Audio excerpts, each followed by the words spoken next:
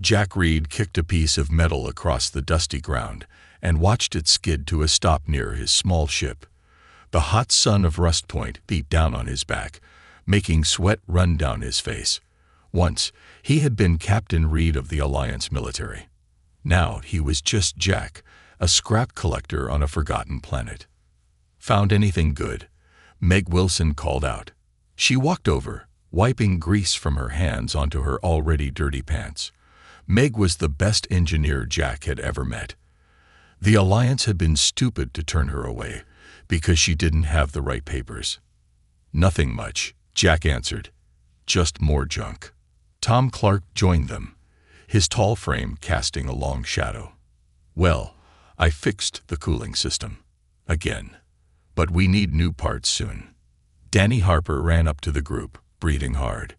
His eyes were wide with excitement. "Guys, you won't believe what just happened." "What is it?" Jack asked. "Big space battle, just beyond the moon. Alliance and Imperial ships blasting each other to bits." Danny waved his arms around to show explosions. "And guess what happens after a battle?"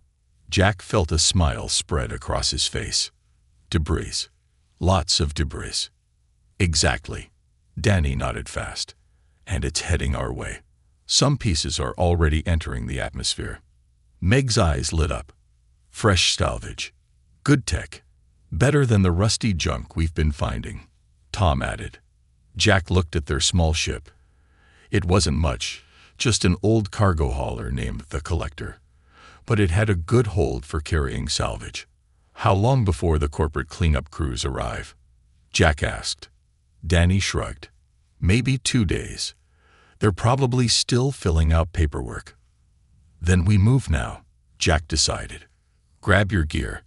We have a small window to get the good stuff before those vultures show up." 6 hours later, the Collector floated among the remains of the space battle. Broken ships and scattered parts drifted all around them. Some pieces still glowed hot from weapon hits.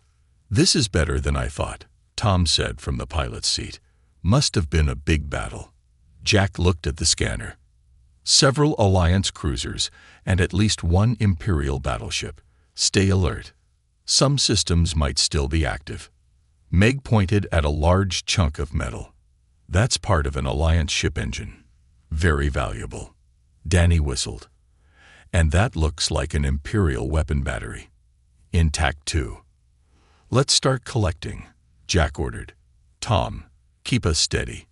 Meg and Danny, suit up with me for EVA." Soon, the three of them were outside, using their suits' thrusters to move between debris.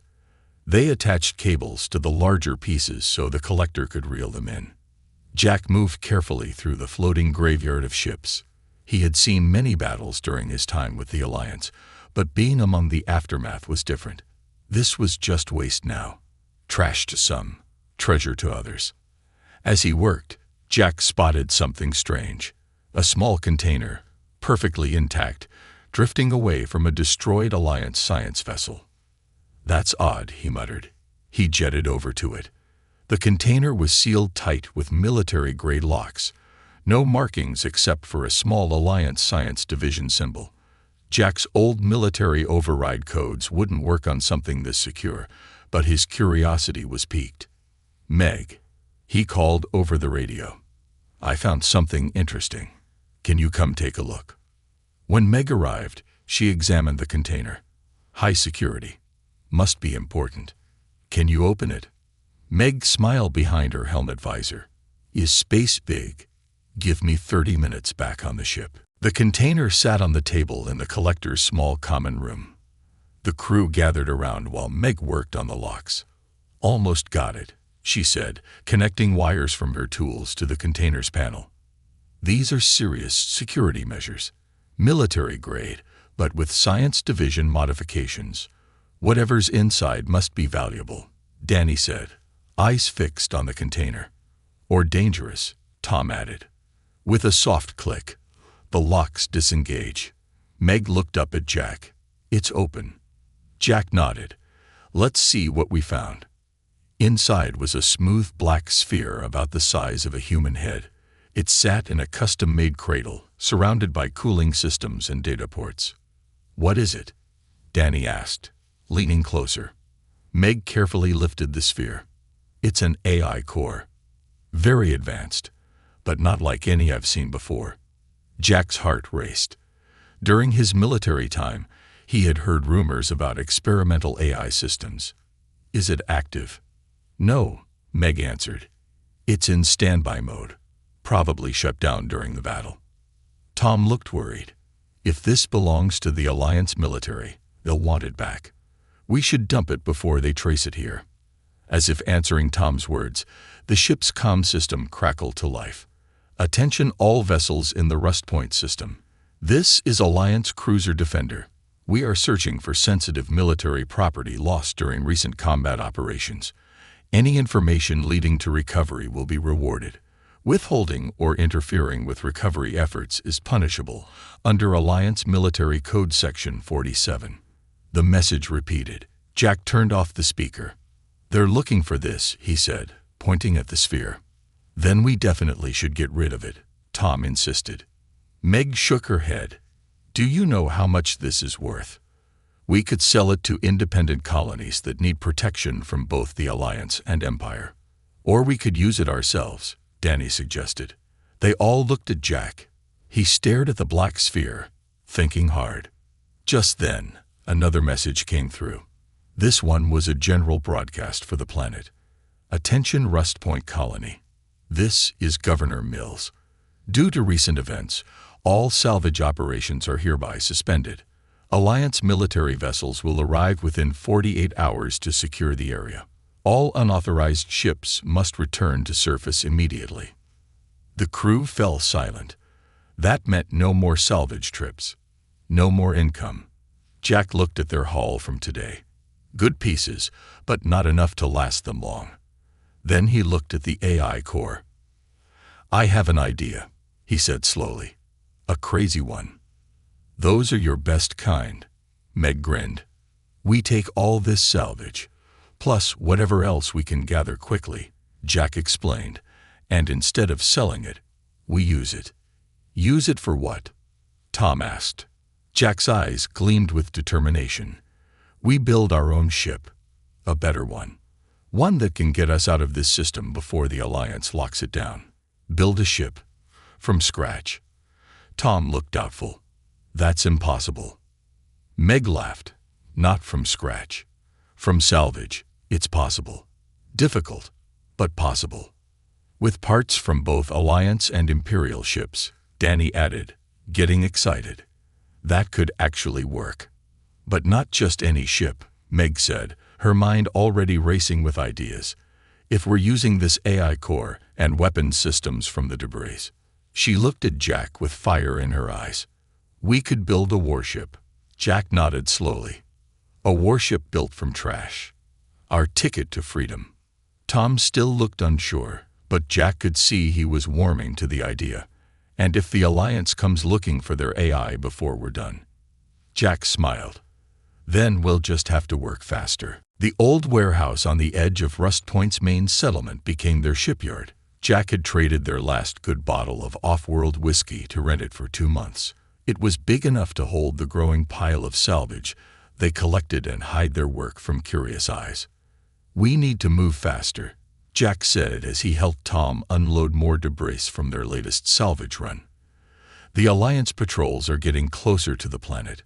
Meg didn't look up from her work. She sat cross-legged on the floor, surrounded by parts and tools, with the black AI sphere in front of her. "You can't rush good engineering, Jack." "We might not have a choice," he replied. Danny burst through the door, grinning wide.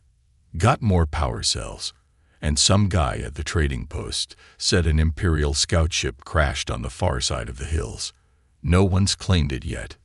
Tom wiped sweat from his face. "That's too far. We'd need a ground vehicle." "Already handled," Danny said proudly. "Traded some of those Alliance food packs for an old rover. It's ugly, but it runs." Jack patted Danny's shoulder. "Good work. We'll check it out tomorrow." For 3 weeks, they worked day and night. The ship slowly took shape in the middle of the warehouse. It was ugly, a patchwork of different hull plates, some still showing Alliance blue or Imperial red paint. Meg had somehow made the various systems talk to each other, though sometimes it required what she called creative wiring. They named it the Phoenix, after an old Earth legend about a bird that rose from ashes. "How's it looking?" Jack asked, climbing up beside Meg, who was welding on the outside of the hull. She pushed up her safety mask. "It's a mess, but it might fly." "Might. This isn't exactly in any engineering manual, Jack. I'm connecting Alliance power systems to Imperial engines. The weapons are a mix of both. In theory, it works. In practice," she shrugged, "we'll find out." Jack looked at their creation. The Phoenix wasn't pretty, but it had character. The front was sharp, made from the nose of an Imperial fighter. The middle section came from a small Alliance cargo ship. The engines were a mix of 4 different ships. Weapon mounts stuck out at odd angles. "And the AI core?" he asked. Meg sighed. "That's the hard part. I can't wake it up without a proper interface. I need more time." Suddenly, Tom's voice came through their comms. "Jack, Alliance ships just entered orbit. 3 patrol vessels. They're broadcasting orders for a planet-wide search." Jack's stomach dropped. "How long do we have?" "They're sending shuttles down now. Maybe an hour before they reach this area." Jack looked at Meg. "We need to launch. Now." Her eyes went wide. "The Phoenix isn't ready. Life support is barely working. The engines haven't been tested. And the AI. Can we fly without it?" "Yes, but..." "Then we launch," Jack decided. "Better to take our chances in space than face Alliance prison." The next hour was chaos. They loaded the last of their supplies and the tools they couldn't leave behind. Tom ran system checks while Meg tried to secure loose parts. Danny kept watch outside. "They're coming." Danny's voice crackled over the comms. "Alliance ground vehicles, about 10 minutes out." "Get inside," Jack ordered. "Tom, how are we looking?" "All systems show green, but I don't trust half these readings," Tom replied from the pilot's chair. "This thing is held together with hope and Meg's genius." Meg rushed onto the bridge, her face streaked with grease. "The hull is sealed. Engines are online." "But Jack, the AI core." Later, Jack cut her off. "Danny, are you in?" "Just close the hatch," Danny called back. Jack took a deep breath. "Tom, take us up." Gently.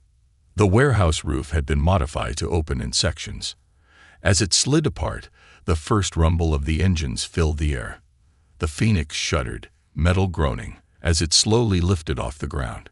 "Come on," Meg whispered, patting the wall beside her. "You can do it, girl." With a sudden lurch, the Phoenix shot upward, faster than Tom expected. They were pushed back into their seats as the ship punched through the atmosphere. "Controls are jumpy," Tom shouted, fighting with the steering. Too much power in the thrusters. Alarms blared throughout the ship. Red warning lights flashed on every panel. Meg ran to an engineering station. "The systems are overloading each other. Imperial engines don't like Alliance power regulation." The ship spun wildly as they left the atmosphere. Through the viewport, Jack could see the curve of Rust Point below, and more worryingly, the Alliance patrol ships turning toward them. "Tom, can you stabilize us?" Jack asked, gripping his seat as the ship shook. "I'm trying. Nothing responds right." Tom's knuckles were white on the controls. Suddenly, every screen on the bridge went black. Then they all lit up at once with the same message.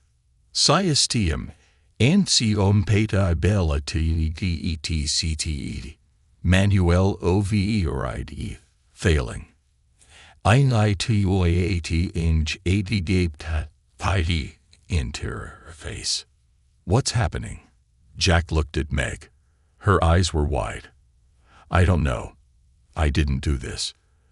The ship stopped shaking. The engines quieted to a steady hum.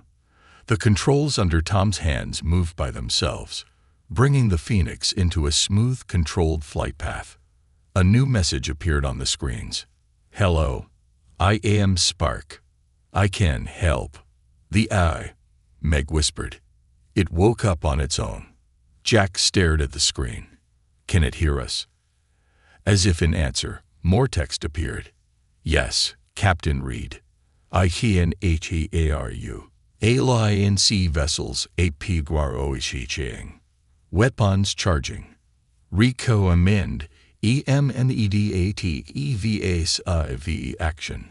"How does it know my name?" Jack asked. "It probably accessed the ship's logs or our personal files," Meg said. "But that's not important right now. Those Alliance ships are about to fire on us." Tom looked helplessly at the controls. "I can't outfly Alliance patrol ships in this junk heap." The screen flashed again. "I can." Jack hesitated only a moment. "Do it." The Phoenix surged forward with sudden speed. The engines roared with new power as the ship moved in ways its mismatched parts shouldn't allow. On the tactical display, they saw the Alliance ships falling behind, their weapons firing but missing. "Impossible," Tom breathed. "We're outrunning military ships in a pile of scrap." Meg laughed with disbelief. "It's the AI. It's compensating for all the mismatched systems, optimizing them in real time." The Phoenix danced through space, each maneuver smoother than the last. The Alliance ships tried to follow but couldn't match their strange flight pattern. Pursuing vessels, human ability to edict or movement patterns. Their TAVGETENG systems are KLIBRATE for standard ships. "We are not standard." Jack couldn't help but smile. "No, we certainly are not." As they pulled away from the Alliance ships, leaving Rust Point behind, a final message appeared on the screen. "Thank you for freeing me. I look forward to working with you. Shall we see what this ship can really do?" Jack looked at his crew. Meg was beaming with excitement.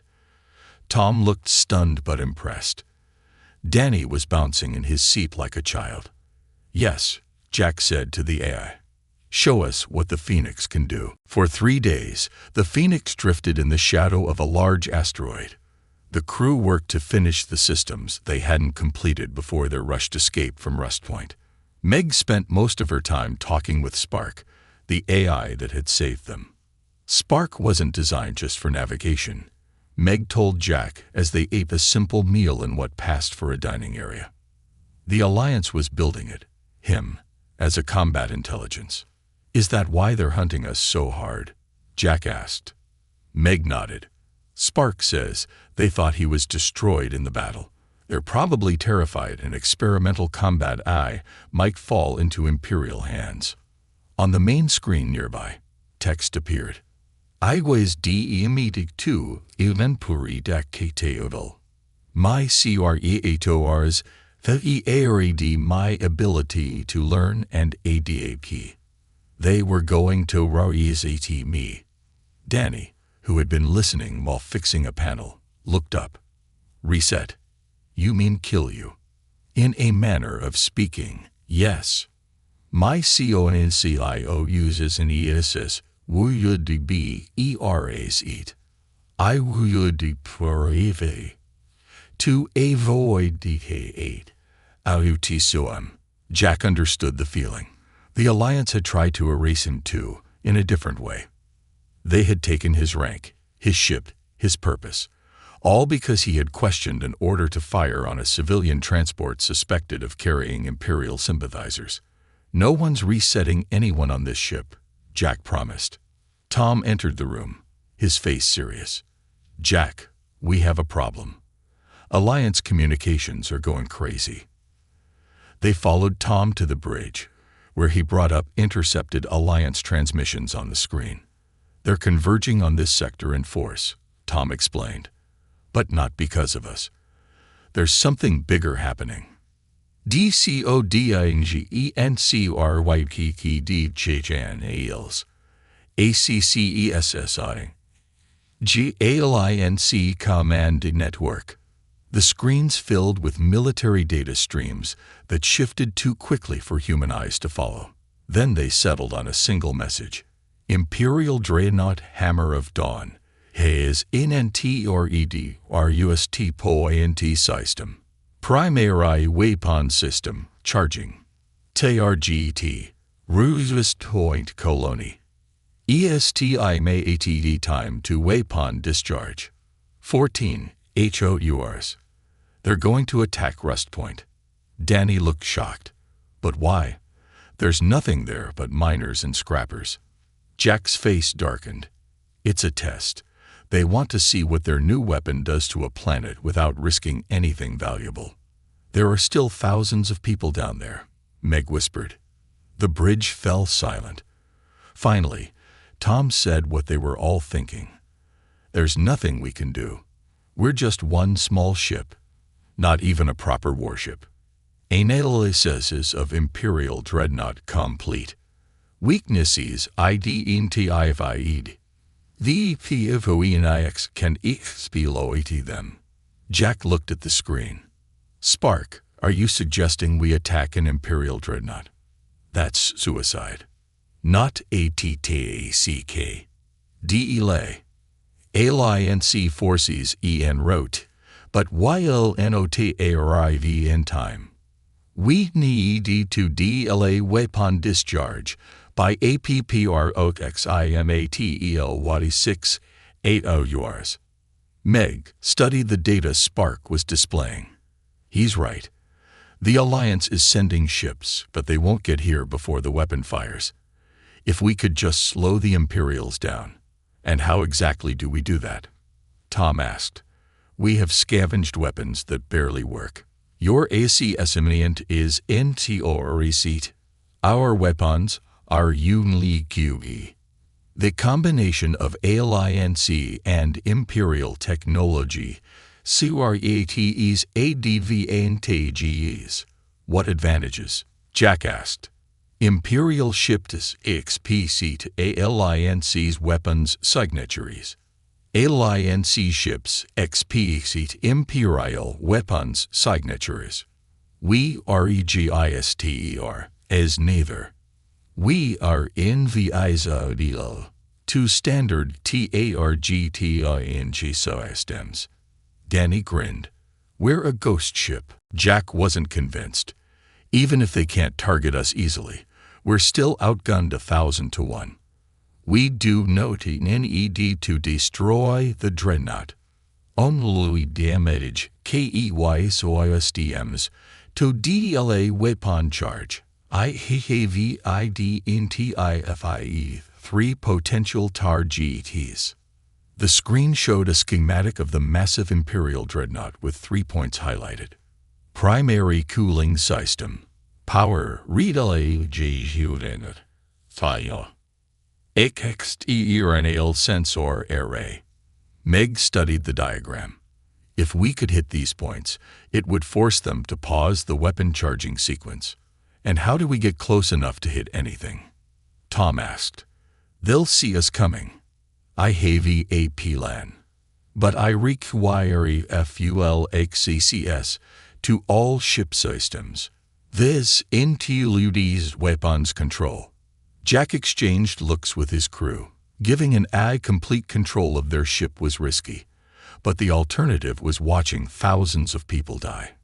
Do it, Jack decided. 6 hours later, the Phoenix approached the massive Imperial Dreadnought. The Hammer of Dawn was truly enormous, over 30 times the size of their small vessel. Its hull was sleek black metal with red Imperial markings. The front of the ship housed a weapon array unlike anything they had seen before. Spark, are you sure about this? Jack asked, watching the Dreadnought grow larger in their view screen. Yes, Captain. Remained ONCURENT trajectory. Imperial SCANNERS KTGIZUS as debris. The Phoenix was running dark, with minimal power. From the outside, it did look like just another piece of space debris, its mismatched hull plates and odd shape actually helping their disguise. 2 minutes to optimal firing position, Meg reported from her station. Jack felt sweat on his forehead. This close to the dreadnought, they could see Imperial troops moving inside through the large viewports. None seemed concerned about the small piece of debris drifting nearby. 1 minute, Meg counted down. Charging weapons. Ready to engage on your command, Captain. Jack took a deep breath. Fire. The Phoenix came to life all at once. Weapons that had been scavenged from both Alliance and Imperial ships fired in perfectly timed sequence. The shots hit exactly where Spark had planned. The cooling system exploded in a shower of sparks. The power relay junction cracked open, venting plasma into space, and the sensor array shattered. Alarms blared on the Imperial ship. The dreadnought's lights flickered as emergency systems activated. Direct hits on all targets. Meg shouted, amazed. Damage ASSESSMENT. Weapon charging CQUENC interrupted. Estimated DLA. 9 HOURs. Recommend immediate DEPR2R. The dreadnought's secondary weapons were turning toward them, but they were slow to respond. The Phoenix was already moving, engines at full power. They're launching fighters. Tom mourned as small ships poured from the dreadnought's hangar bays. EVAs IVPATER in OMEJ. Initiating COUNTRMEAs UREs. The Phoenix moved in ways that shouldn't have been possible, twisting and turning between laser blasts. Some of the Imperial fighters crashed into each other trying to follow their unpredictable path. As they pulled away from the dreadnought, a message went out across all frequencies: Alliance, Imperial, and Civilian. Attention all ships and colonies in the Rest Point system. This is Captain Jack Reed of the Phoenix. The Imperial dreadnought is planning to use a planet-killer weapon on Rest Point colony. We have temporarily disabled their weapon systems. All civilians should evacuate immediately. This is not a drill. Repeat, this is not a drill. On the bridge of the Phoenix, the crew watched as their small act of defiance set off a chain reaction. Colony ships began launching from Rest Point. Alliance vessels adjusted course to intercept the dreadnought. We did it, Meg said softly. We actually hit an Imperial dreadnought and got away. Corey Qian. We DEAD them. The battle is not over. But we AVPROVN. What het DVFOENIX can do? Jack nodded, a smile slowly spreading across his face. Yes, we have. And I don't think either the Alliance or the Empire is going to ignore us now. The Phoenix sped away from the dreadnought, a small ship built from trash that had just changed the battlefield forever. They're calling us the scrap ship, Danny said, reading from the communication screen. 2 weeks had passed since their attack on the Imperial dreadnought. The Phoenix had been hiding in a remote asteroid belt, making repairs and watching as the situation in the Rest Point system turned into a full battle zone. Scrap ship, Tom snorted, not very flattering. I like it, Meg said, not looking up from the panel she was fixing. It's honest.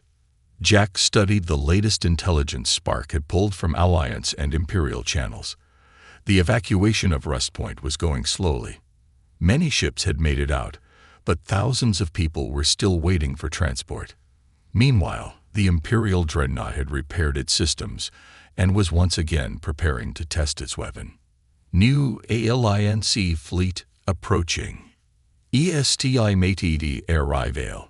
37 HOURs. 2 LAT to PREV into weapon discharge. WST POINT evacuation, only 64% complete.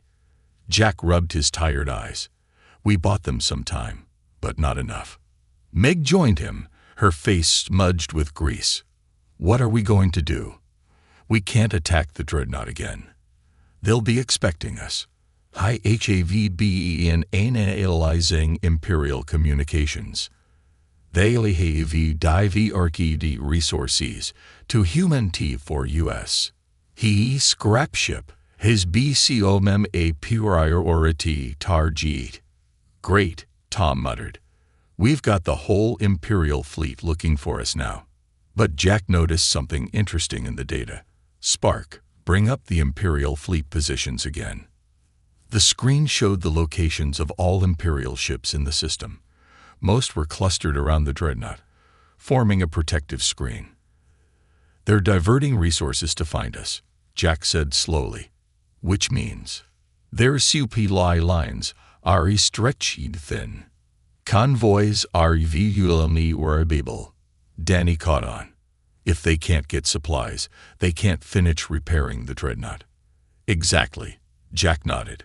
We can't take on their battle fleet, but we can hit their supply lines.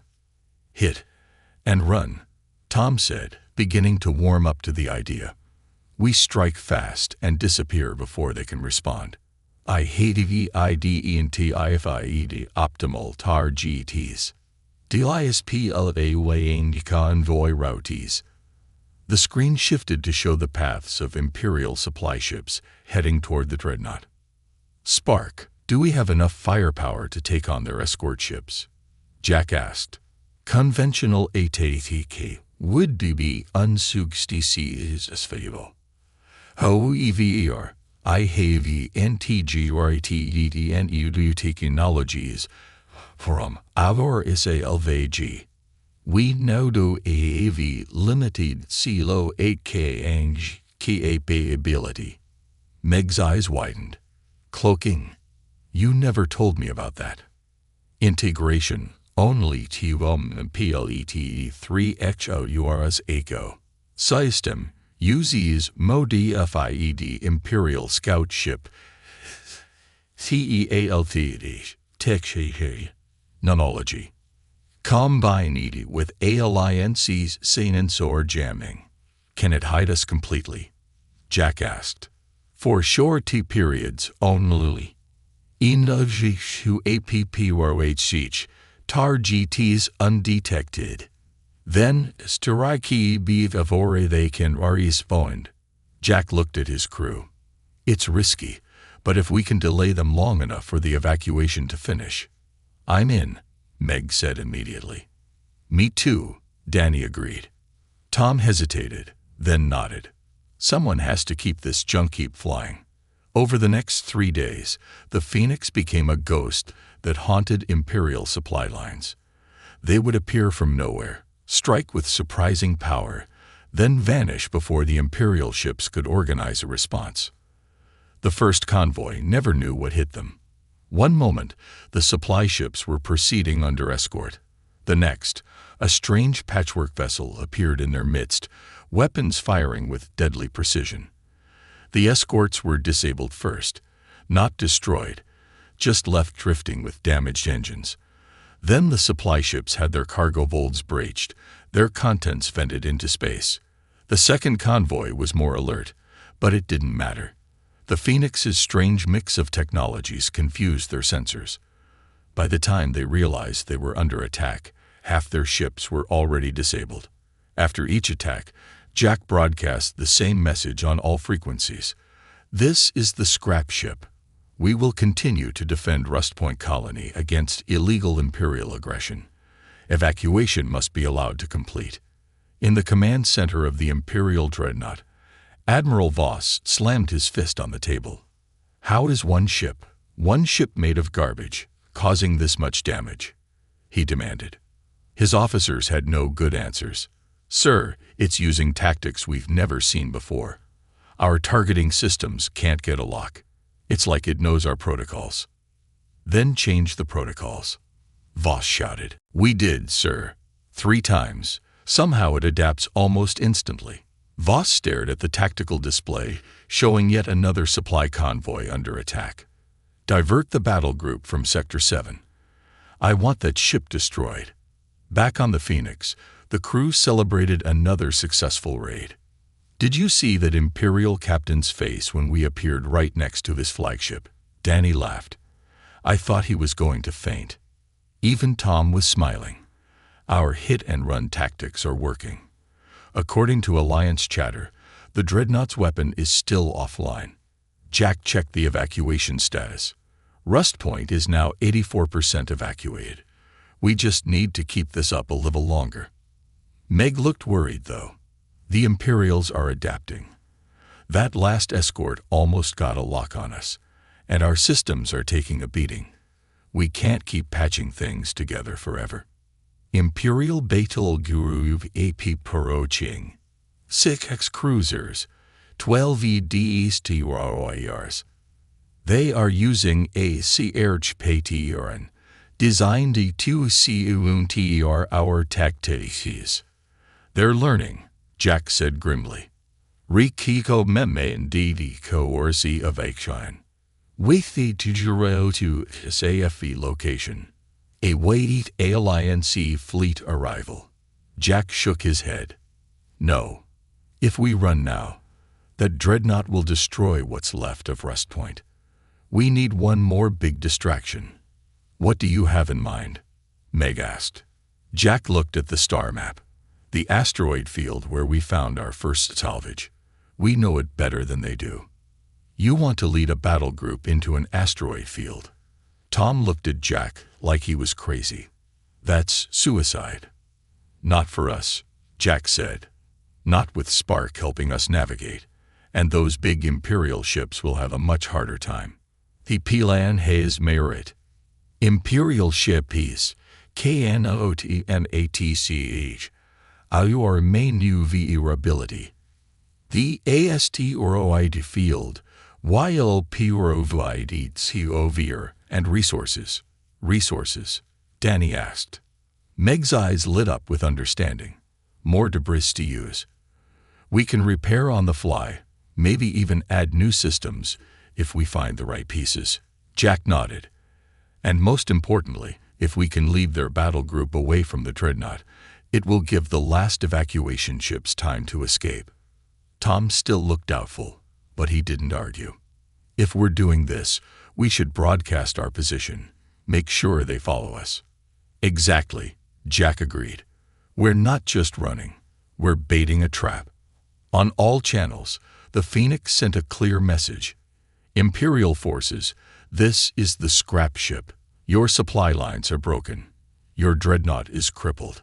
Withdraw from Rust Point or face the consequences. Then they added coordinates. The edge of the asteroid field. NESSAG, RECEIVED by Imperial Betel Group. They have VCHANGDQ or C2 interior CP.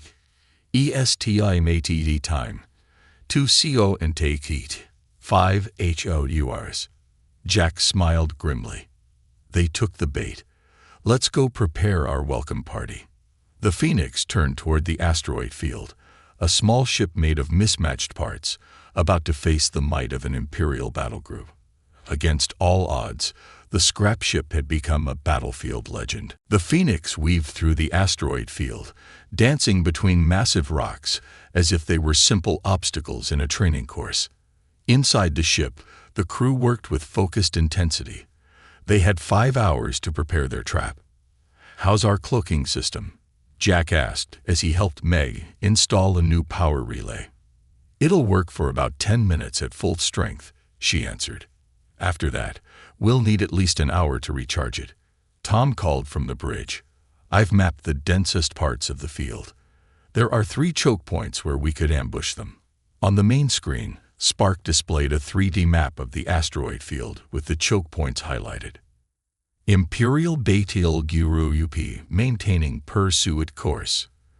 They have deployed scout ships in ADVNC formation. Recommend we eliminate scout is first. Danny entered the bridge, carrying parts salvaged from a recent run to a nearby wreck. Got some Imperial targeting systems. Barely damaged.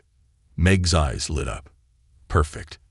If we can integrate those with our Alliance weapons, we might be able to confuse their defense systems even more. The hours passed quickly as they prepared. The Phoenix was transformed once again, adding new salvaged parts to its already unusual frame. By the time the Imperial battle group reached the edge of the asteroid field, They were ready. 6 cruisers, 12 destroyers. Jack counted as they watched the Imperial ships approach on their sensors. Against 1 scrap ship. The odds seem almost fair, Danny joked, though his voice shook slightly. Scouts entering est asteroid field now. FOUR ships, DLTA formation. Engaging silo AKNG system. In 3, 2, 1. The Phoenix disappeared from all sensors. It moved silently through the asteroids, approaching the scout ships from behind. The Imperial scouts moved cautiously, scanning for threats but finding nothing. Weapons ready, Jack ordered quietly, as if the Imperials might hear them. Optimal firing solution calculated. TRGETNG engines and communications only. Fire, Jack commanded. The Phoenix decloaked just long enough to fire a precise volley at each scout ship. Before the Imperials could react, their engines were disabled and communication arrays destroyed. The scouts were effectively blind and mute, unable to warn the main fleet. Kilo AKNG system re-engaging.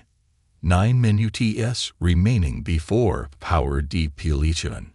Main Imperial force entering first Chicho key point. Now for the real test, Jack said. Tom, take us to position 2. The Phoenix glided silently to a spot behind a large asteroid. As the Imperial ships entered the narrow passage between asteroid clusters, Jack gave the order. Spark. Execute pattern Phoenix. The AI didn't respond with text this time. Instead, the Phoenix burst into action. It decloaked, fired a barrage of missiles at the surrounding asteroids, then disappeared again. The missiles weren't aimed at the ships, but at the asteroids themselves. Explosions rocked the field. Large asteroids broke apart, sending thousands of smaller pieces hurtling toward the Imperial ships. The tight formation that had seemed like a strength now became a weakness. Ships collided trying to avoid the debris. Shields flared as they were hit by rock fragments. It's working, Danny shouted as they watched the chaos. Move to position 3, Jack ordered. The Phoenix relocated to another choke point as the Imperial ships struggled to regroup. Their neat formation was now scattered. 2 destroyers had significant damage, and 1 cruiser was venting atmosphere. Admiral Voss on the Imperial flagship was livid. Find that ship. I don't care if you have to blast every asteroid in this field. The Imperial ships began firing wildly, destroying asteroids in all directions, hoping to hit the Phoenix by chance. They're getting desperate, Meg observed. Kilo AKNG powder depleted. Imperial Scienzors whale DETECTUS in 30 seconds. Recavo end EMEDLAT execution of FINAL phase. Jack nodded. All right. Time for the finishing move. Tom, take us right into the middle of their fleet. What? Tom looked shocked. That's crazy. Trust me, Jack said. Spark, show them what we can do. The Phoenix dropped its cloak and accelerated directly toward the heart of the Imperial fleet. Every Imperial commander expected them to run or hide. None expected a direct assault. Fire all weapons, Jack ordered. Target their command ships. The Phoenix unleashed everything it had. Weapons scavenged from both Alliance and Imperial ships, fired in patterns no military tactician would have considered. The shots bypassed shields calibrated to stop standard weapons. Communication systems crashed as they were hit with frequencies they weren't designed to block. The Imperial ships tried to respond, but the Phoenix moved too erratically. Its patchwork hull somehow deflected shots that should have destroyed it. When damage did occur, Spark rerouted systems so quickly that the Phoenix never slowed. We can't keep this up forever, Meg warned as a panel exploded behind her. The ship is taking too much damage. Jack knew she was right. They had hurt the Imperial fleet, but they were still outnumbered. Then, a new alert appeared on their screens. Alliance Fleet TTCT. Entering or UST point system. Engaging Imperial Dreadnought. They made it in time. Danny cheered. UST point evacuation status 100% complete. El civilian shiptus helier of danger zone. Jack felt a weight lift from his shoulders. We did it. We gave them enough time. The Imperial fleet received the news at the same moment. Their communication channels exploded with urgent messages. The dreadnought was under attack. Their mission had failed. Admiral Voss made a difficult decision. All ships disengage and return to assist the dreadnought. The Imperial battle group began to retreat, still under fire from the Phoenix. As they pulled away, Jack broadcast one final message. This is the scrap ship. Remember this day. Remember what one small ship built from trash was able to do. 3 days later, the Phoenix floated near the edge of the system, watching as Alliance and Imperial ships faced off in an uneasy standoff. The dreadnought had been badly damaged by the Alliance fleet. The weapon test had been prevented. Rust Point was empty, its people safely evacuated to nearby colonies. On the bridge, Admiral Grant of the Alliance flagship appeared on their communication screen. Captain Reed, she said stiffly. The Alliance would like to. Thank you for your assistance in this matter. Jack raised an eyebrow. Thank me. Last I checked, the Alliance had branded me a thief and a traitor. Circumstances have changed, Grant replied. Your actions saved thousands of lives. And your ship, she hesitated, has demonstrated capabilities that neither the Alliance nor the Empire can ignore. Eine Elizaing, OFFER, Koshin, Reach Memmen indeed. But OPP or tu una it way sigin IFI and. Jack looked at his crew. What are you proposing, Admiral? A pardon for you and your crew. Recognition of the Phoenix as an independent vessel with all rights that entails, and, she paused, a role as peacekeepers in the disputed border regions. Meg looked suspicious. Why would you offer us that? Grant's expression was hard to read. Because neither side can afford to have you as an enemy. And both sides know it. Jack considered the offer. Freedom, recognition, a purpose. We accept with one condition, he said finally. Spark remains free. No one attempts to reset or control the eye. Grant nodded reluctantly. Agreed. After the communication ended, the crew of the Phoenix looked at each other in disbelief. Did we just become official? Danny asked. More than that, Meg said. We changed the rules. I have analyzed political MMPLIKATIONs. The Fihoinaix will CRV as a balancing force. Neither alliance nor imperial, but something enito. A warship built from trash, Tom said, shaking his head. Who would have thought? Jack looked out at the stars. Spark, set course for the border regions. We have work to do. The Phoenix, the legendary scrap ship, moved away from Rust Point, its mismatched hull gleaming in the light of a distant sun. It had been built from trash, but now it controlled the battlefield, and perhaps the future of the galaxy itself.